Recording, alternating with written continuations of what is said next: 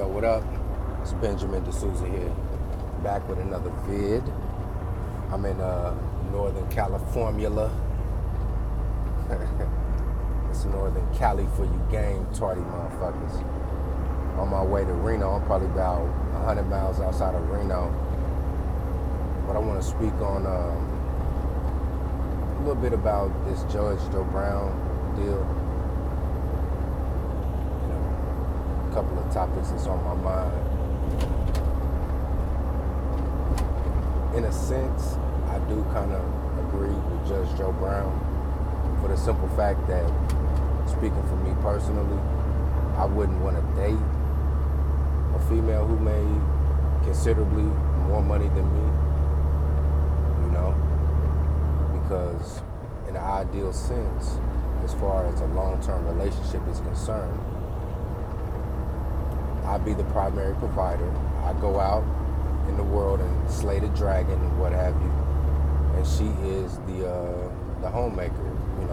She's the one holding it down at the house, because I believe that a family is man, woman, child. And so I'm not just getting with a chick for the sole purpose of us enjoying each other's company and going half on the ring shit. No, if I get with a chick and I'm trying to be serious and settle down, and I'm trying to start a family, you feel me?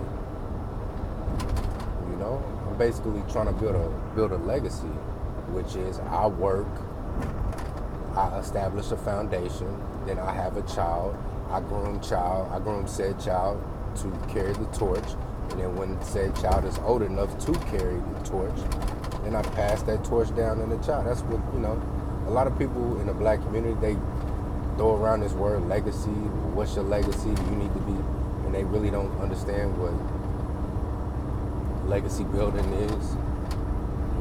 Especially these women who they think that they can build the legacy and they can pass down the legacy via single motherhood. But I ain't gonna go too far in the weeds with that. But in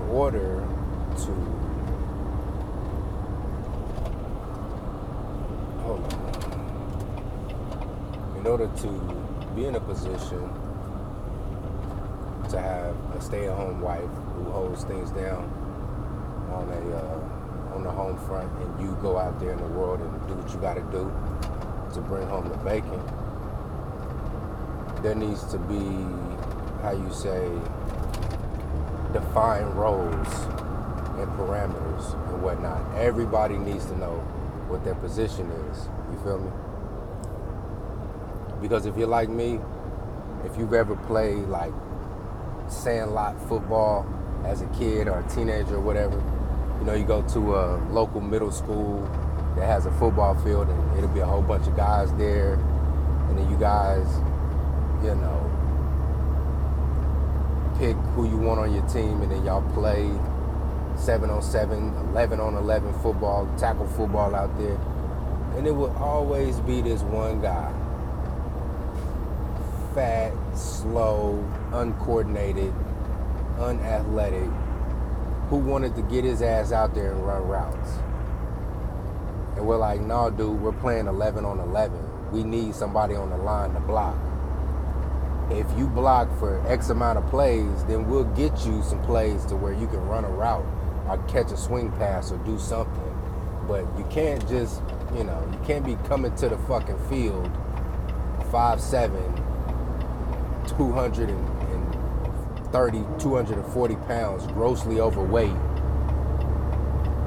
with 2 left feet, and think you're gonna get out there on the edge and fucking be Randy Moss all day. You know what I'm saying?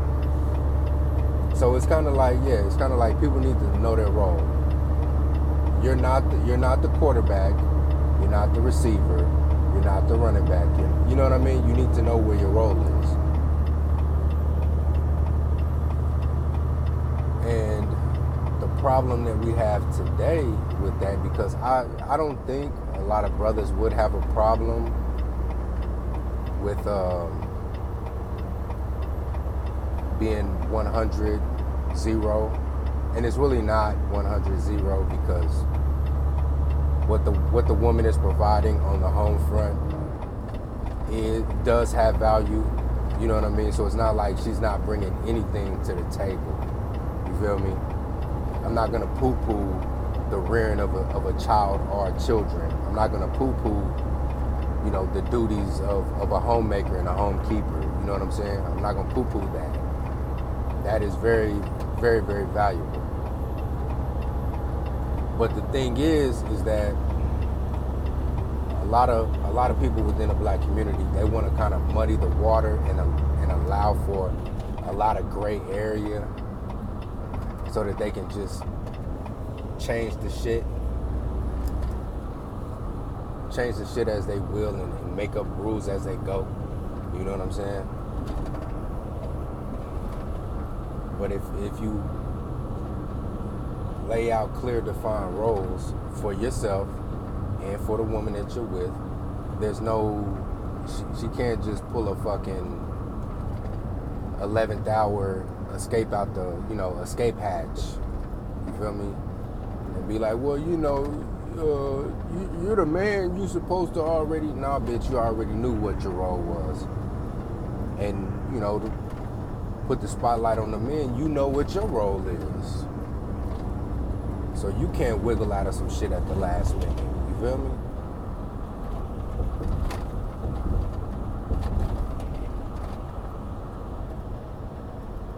Because, like I said in one of my prior vids about masculine energy, man, masculine energy is a verb.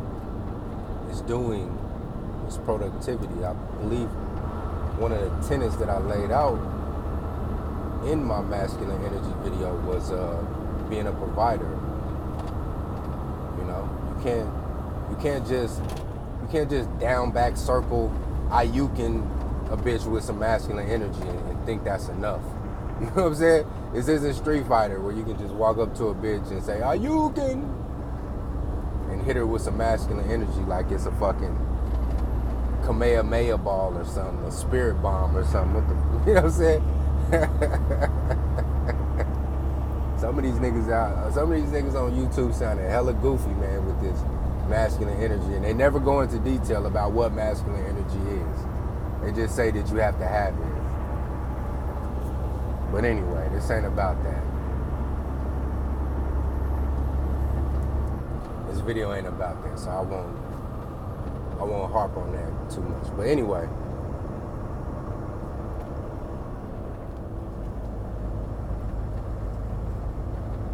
as far as I'm concerned, do I think a woman should not date down as far as economics are concerned? Absolutely. Absolutely. But, you know, if she puts a jetpack on her back and she soars to the highest heights, hey, it's lonely at the top. You feel me? It's lonely at the top. She has to understand that, you know? And dating and mating criteria is different for men and women. And obviously, you know, we spoke about this throughout the manosphere over the past decade. You got a lot of women, especially black women, who are trying to date like men. They're essentially trying to be men. They're thinking that the way men date and mate should work for them. And it just doesn't work like that. You know? You have an innie, I have an outie. You feel me? Shit. So you can't do what I do.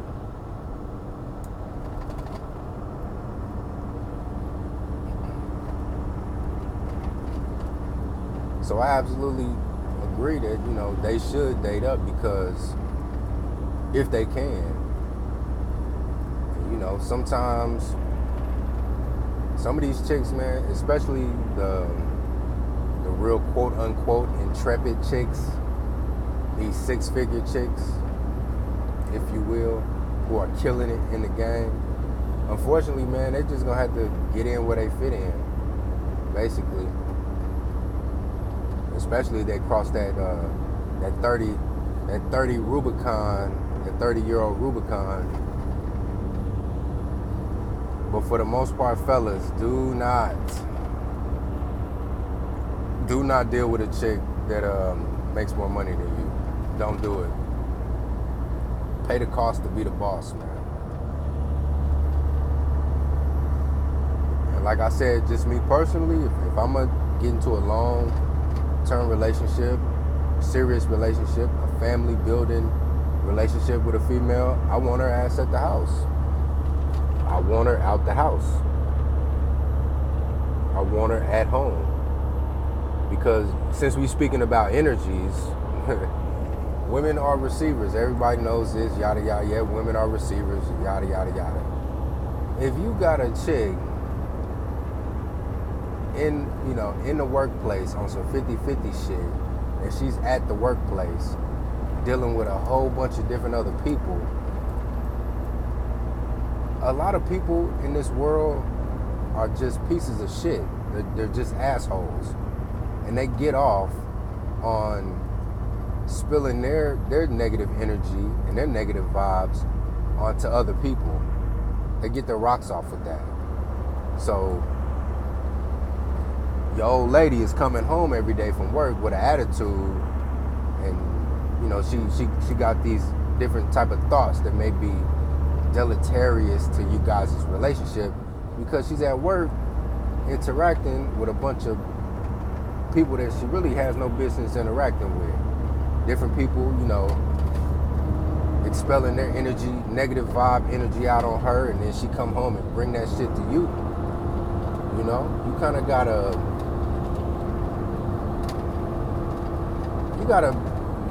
kind of save these women from themselves, to be honest with you.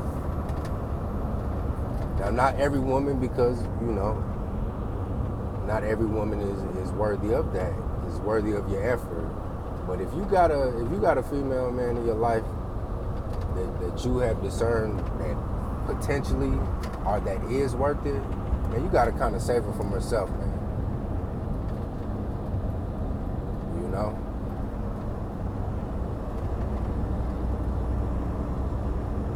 So, you should be on the 100% side. And she needs to be at home. The only energy she needs to be receiving, or the majority of the energy that she needs to be receiving, is your energy, so that she can be a reflection of you. If she's working 40, 60 hours a week just like you, she's, you know, and it's 50-50, hell, she's going to be a 50% reflection of you, and a 50% reflection of whatever other influences that are in her life from her job. You feel what I'm saying? So, abso-fucking-lutely, man.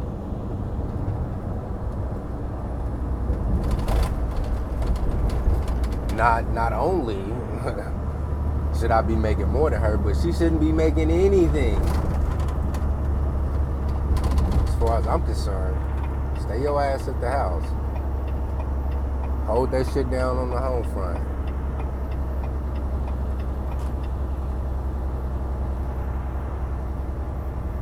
But yeah, so in a sense, man, I do agree with Judge Joe Brown when he said that. But the problem with it today, especially amongst millennials and maybe some zennials, is that really we've been living under a finesse culture since the 70s, late 70s going into the 80s, where everybody's trying to get something for nothing. Everybody's trying to get over on somebody, you know? That's kind of like why these fellas are so against buying chicks a drink in the club, because they're like, oh my God, if she doesn't bust it wide open for me tonight, then, you know, she just finessed me out of $20, $30 worth of drinks. Oh my God, it's the end of the world. Like, no, nigga, it's not the end of the world. I get it. You grew up in a neighborhood in the town where everybody was trying to hustle you every day of the motherfucking, you know, year, and everybody's trying to get something for nothing. But come on now. It's like this, it was this video on Facebook that I seen, and it was this Russian dude. I believe he was Russian. He was like second generation Russian, and he was speaking about his father. And he was speaking about his father, you know, coming from the old country, and he was like, you know, my father was in a no. He said his father was in a no business. You know, every time somebody came to him with a proposition, it was no, no, no, because he didn't know if it was a hustle. And being hustled or finessed, as we like to say, is like, as he put it, a death. You know what I mean? It's like the worst thing that could possibly happen to you. You know, coming from communist Russia, and you have somebody finesse you out of something. It was like the worst thing in the world. He then said he takes a different approach to it, because it's like, hey, you know, if you finesse me on the short, then you're gonna miss out on, you know, the benefits on the back end. Because he said, you know, if you roll with me in perpetuity, that little petty shit you finesse me out of today, man, you gonna miss out on this banquet, on this goddamn feast, on this smorgasbord that's coming down the pike on the back end, you know? And I believe he quoted Sonny from the Bronx till he was like, $20? You got off easy, you know?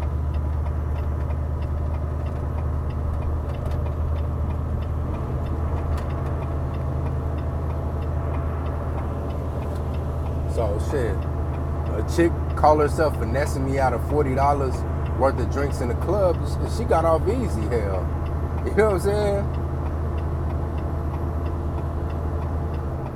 I'm just making a generous gesture to her to let her know, hey, if I do got it, I'm willing to share it with you.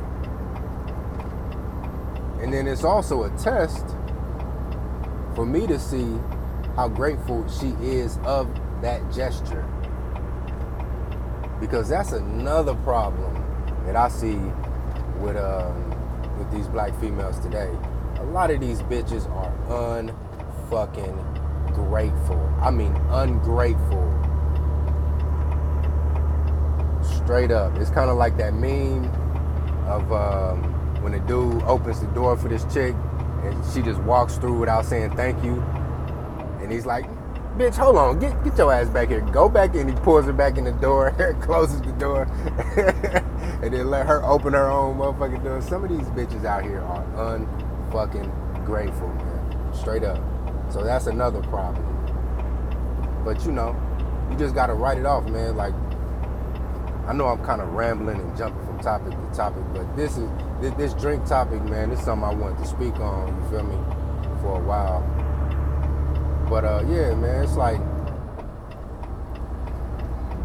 broke nigga clubbing days, man. Once you get on feet, bro, that shit should be a day in the past. You should have some sort of a club expense if you're going out to clubs. I'm not really a club guy. That's just not. Come on, dude. You see my blinker. All right, whatever. I'm not really a club guy anymore. You know what I mean? That's not my type of vibes. You feel me? But when I do go out, and I go out from time to time, I come out with an expense, you know, with a budget, you feel me? I might come to the club with $100 just to get in and buy drinks, or $150, you feel me? You know, if it's a special occasion, let's say a buddy of mine buys a VIP section at a club for his birthday. I'm gonna come with like 100, 150, maybe even 200. You know, I might buy him a bottle for his birthday or whatever. Get in there, buy a couple chicks some drinks and whatnot, and then have a little money left afterwards to hit IHOP up, or, you know, Santoro's Pizza off of 39th and Main if you're from Kansas City. You feel me? If you can relate. Or Pancho's Burritos, or Pancho's and whatnot. You feel me? But that's what it is, man. Now, granted, you know, you could buy a drink for an ungrateful bitch who really had no intentions on hearing your pitch at all, or giving you any type of rhythm at all, when you could have used that drink money on another chick that would have been more receptive, or at least be more polite about the shit. You know what I mean? So, but it's hit and miss, man. You taking chances, man. Nothing is guaranteed.